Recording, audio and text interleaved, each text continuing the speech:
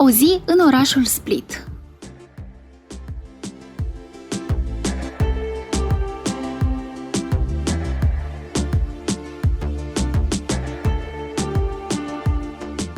Orașul Split, numit și orașul Dioclețian, este considerat de croații unul dintre cele mai frumoase orașe din lume, având peste 2000 de ani.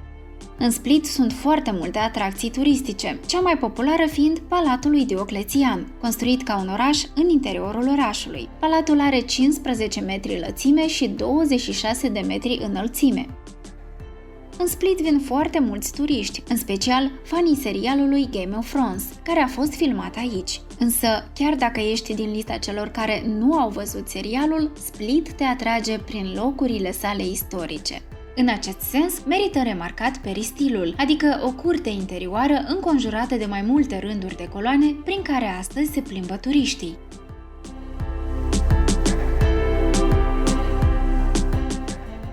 Oamenilor le place să stea pe trepte, să se fotografieze cu romanii și să își imagineze cum pe aici se plimbau cândva legionarii romani adevărați.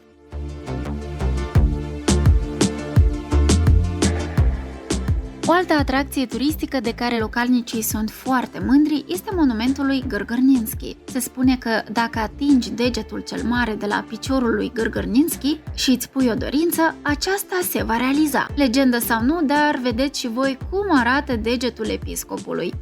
Gârgârninski sau Grigorie din Nin a fost un episcop medieval, fiind cel care a răspândit în țară limba croată și totodată creștinismul. Pentru aceasta a câștigat foarte mult respect din partea localnicilor, încât până și monumentul lui se considera a fi miraculos.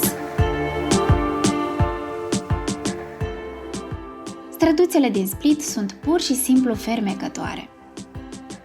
Arhitectura orașului este interesantă deoarece, de-a lungul timpului, orașul a aparținut grecilor, romanilor, austriecilor, venețienilor, fiecare dintre ei adăugând ceva diferit, făcând arhitectura orașului unică. Astfel, o simplă plimbare prin oraș te poate teleporta imaginar în timp.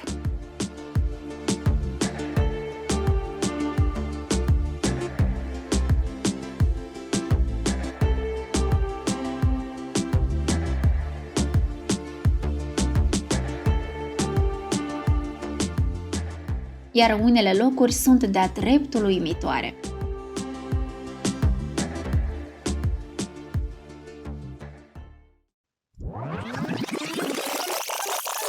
De exemplu, aici se află cea mai micuță și mai veche biserică din oraș, iar treptele de mai sus duc spre un apartament unde vă puteți caza dacă preferați zona veche a orașului.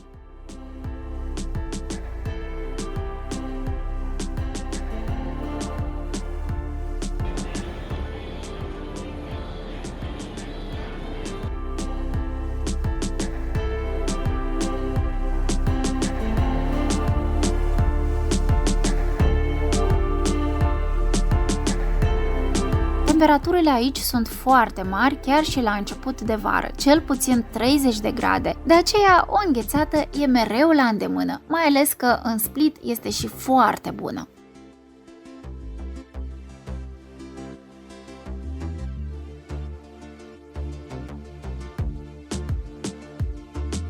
Iar dacă vrei să te răcorești cu adevărat, poți merge la cea mai apropiată plajă a orașului.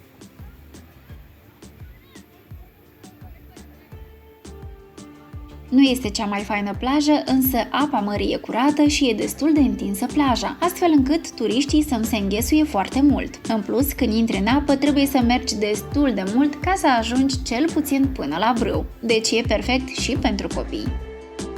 O altă atracție turistică este Riva din Split, bulevardul de pe țărmul mării înconjurat de palmieri, fiind locul potrivit pentru a-ți încărca bateriile. Aici găsești numeroase restaurante și vederi pitorești.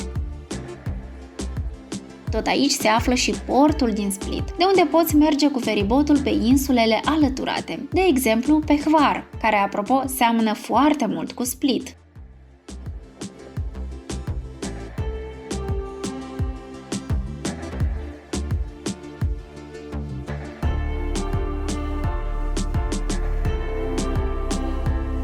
Split e un oraș frumos atât ziua cât și seara, atunci când la fel poți face o plimbare pe Riva, bulevardul de pe țărmul mării. Split poate fi considerat și un oraș al petrecăreților, fiind foarte multe cluburi de noapte.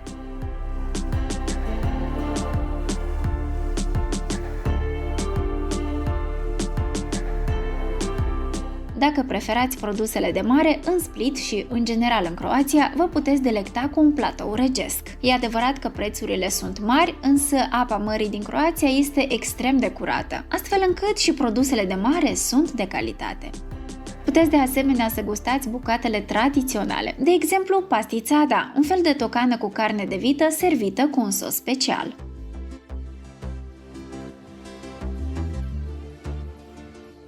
Cam atât reușești să vezi o singură zi în Split. Desigur, sunt și multe locuri prin împrejurimi pe care le puteți vizita dacă stați mai mult. Splitul este cu adevărat un oraș frumos, istoric și care pur și simplu te încântă.